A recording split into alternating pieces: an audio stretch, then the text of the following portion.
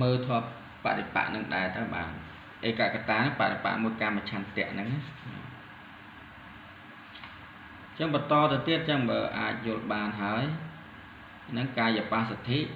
ចិត្តបស្សទ្ធិហ្នឹងញាតិពធធ្លាប់មានអស់គ្រប់គ្នាហើយព្រោះសិតតអ្នកធ្លាប់ធ្វើបុណ្យអីហូហែចឹងទៅប៉ុន្តែគណៈដែលយើងឲ្យហ្នឹងគណៈដែលយើងជ្រះថ្លាហ្នឹងគណៈហ្នឹងស្ងប់កាយស្ងប់ចិត្ត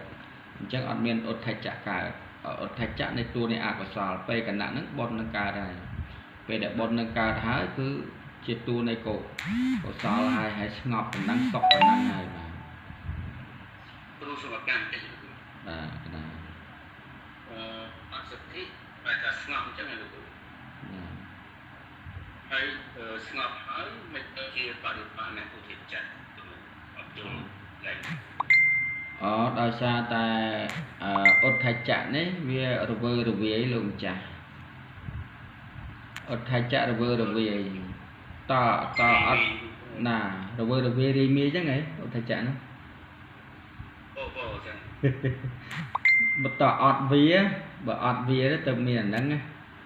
ទៅមានបស្សទ្ធិហ្នឹង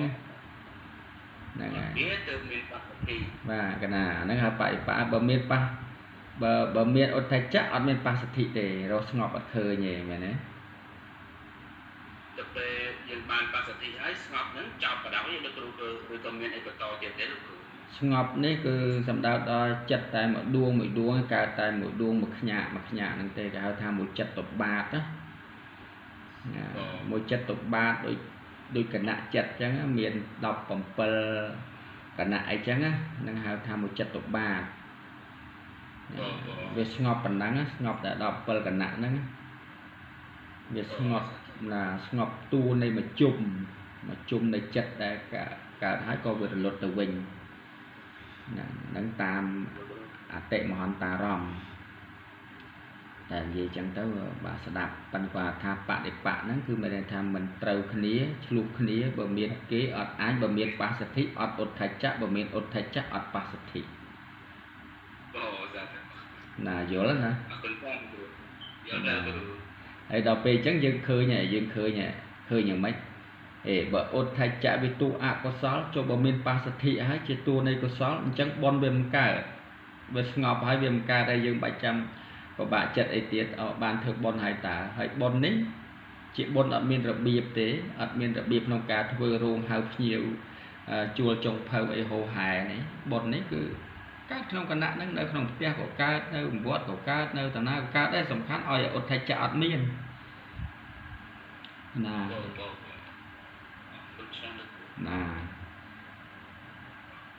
មិនដែររាមនីអីទៀតចូលរួមខ្លះមកអង្គទៅទៀតទៀតម៉ោង 9 ហើយអីចូលរួមឲ្យលោកគ្រូបានពន្យល់អូនឯងមកហើយបាទសាធុមិនអីទៀតហូហែខ្លះខុសហើយណាកំសើអញ្ចឹងបាទអញ្ចឹងឲ្យចំណាំពាក្យកាយនាមកាយកន្លែងហ្នឹងសំដៅដល់នាមកាយនេះគឺសំដៅដល់ខណ្ឌ3ណាយើងរៀនទៅមុខជួបទៀតណាជួបពាក្យជ្រៅហៅនាមកាយបើអានក្នុងបិដកអីខណ្ឌ2សង្គ្រោះខណ្ឌអី1ខណ្ឌ1សង្គ្រោះខណ្ឌ3អីចឹងទេតកតងនឹងមេរៀនរបស់យើងហ្នឹងហើយញាតិធររៀនអភិធម្មហើយទៅមើលបិដកអង្គហាយល់ណាបាទលឿនមកស្គាល់ពាក្យបាទអញ្ចឹងយើងបន្តទៅទៀតបាទនាមកាយគឺបានដល់ខណ្ឌ3មានវេទនាខណ្ឌសញ្ញាខណ្ឌសង្ខារខណ្ឌហើយដល់វិញ្ញាណខណ្ឌគឺបានដល់ចិត្តហើយបើយើងវិចិត្រចិត្តទាំងអស់នឹងឯងឲ្យទៅចិត្តបាទ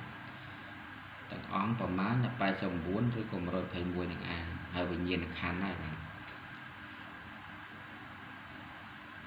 យើងបានសូត្រថាវិញ្ញាណខណ្ឌអត់ស្គាល់អានោះតែឥឡូវយើងស្គាល់ណាតយុកលៈធរយុគលធរគូទី2កាយលហុតាបាទចិត្តលហុតាហ្នឹងអានលហុតាណា